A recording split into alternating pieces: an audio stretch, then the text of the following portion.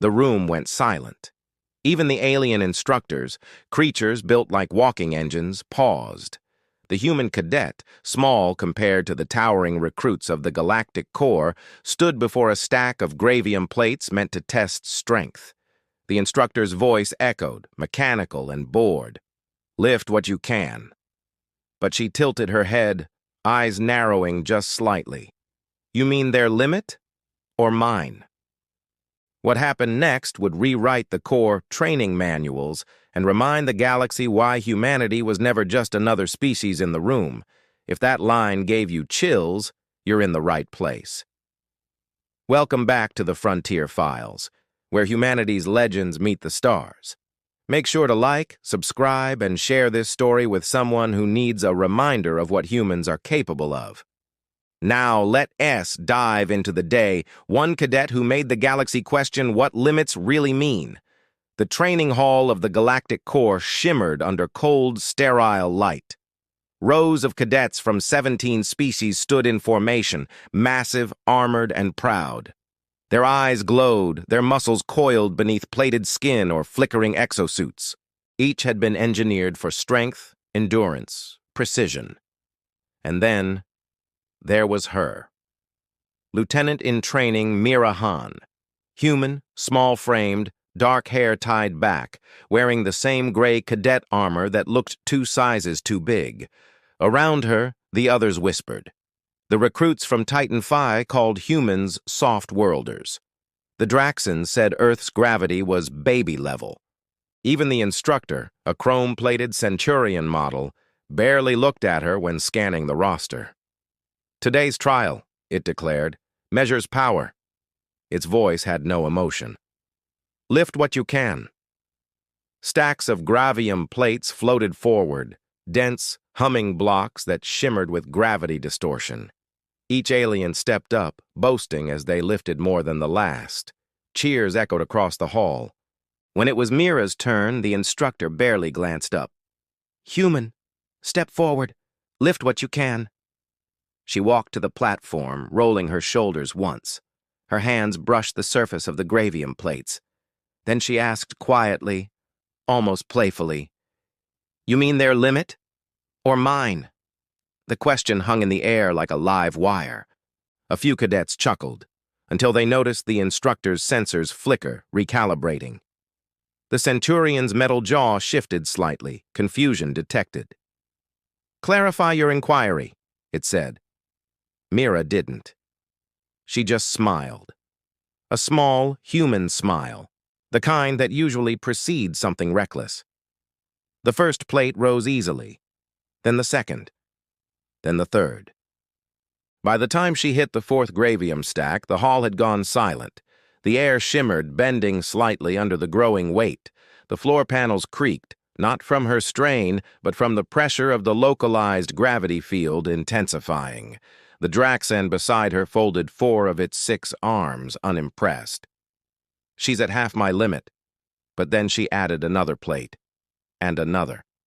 Her pulse spiked, her arms trembled, yet she wasn't slowing. She gritted her teeth and laughed under her breath. Laughed. The instructor's scanners recalibrated again. "Warning! This load exceeds safe threshold for human biology." Mira didn't answer. She adjusted her stance, grounding herself like someone who "I'd done this 1,000 times on a world that never played fair." And then she whispered, "Good. Now we're getting somewhere." By the 7th plate, the gravity field warped the air into a visible haze. Lights flickered. Cadets stepped back as pressure waves rippled across the chamber, making the walls groan. Mira's muscles quivered under the load, veins standing out along her arms like cords of light. She wasn't just lifting anymore, she was defying something fundamental. Every movement screamed resistance against the universe's rules. The instructor's processors clicked rapidly. "Human vitals unstable, heart rate at—" "Quiet," she hissed through clenched teeth, adjusting her footing. "I'm not done yet."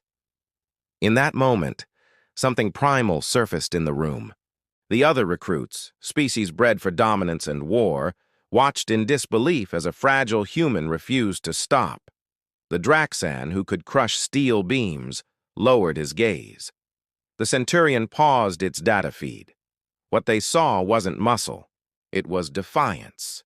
The air crackled. Sweat rolled down Mira's face as the gravium plates groaned, warping under their own density. Her legs trembled, but she lifted one final inch until the plates locked into position above the platform. Then silence. Even gravity seemed to hold its breath, and for the first time in centuries, the Galactic Corps realized human limits were not written in physics. The plates hit the floor with a thunderous metallic crash that echoed through every level of the Corps' facility. The instructor's optical sensors glowed in disbelief. "Analysis. Incomplete," it muttered. "Subject performance. Beyond modeled parameters." Mira exhaled slowly, her breath shaking but eyes steady. Around her, silence reigned, not out of pity, but reverence. The Draxan warrior stepped forward, forearms lowered in a gesture of respect. "Your kind fights gravity itself." She just smiled faintly. "We've fought worse."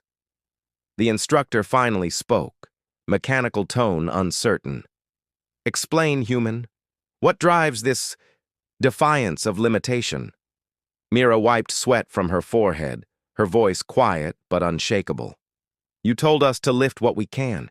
You never said how far we're allowed to try." Then she looked around the hall, gaze sweeping across beings 10 times her size. "You measure power by muscle, by data. But humans," she tapped her chest, "we measure it by the space between breaking and refusing to." The Centurion recorded her words. That day, they were carved into the Corps' archives as the human answer. And long after, across outposts and academies, instructors whispered it before every new trial. "Lift what you can, and remember, never ask a human what that means."